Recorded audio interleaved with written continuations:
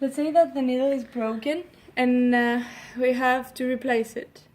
The first thing we should do is here. There are all the things that we need. So you take this and you choose the preferable needle. They have numbers here, so let's say that we want that one. So you come here. You can actually see here a screw. So you're gonna first of all put the needle up like here, and the foot should be down as it is already. So you take this, you grab the needle and you turn it.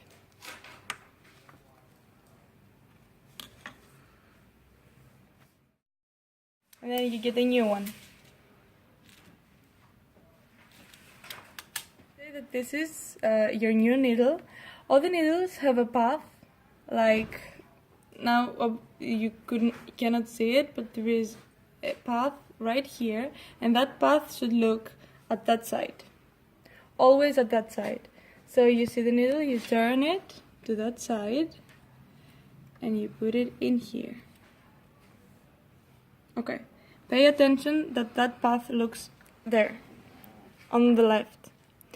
So you hold it like this, and then you take it down just 1 millimeter, like this, and then you just screw it back in. Okay. And then your needle is ready. You put the thread back in the needle. From the left to the right.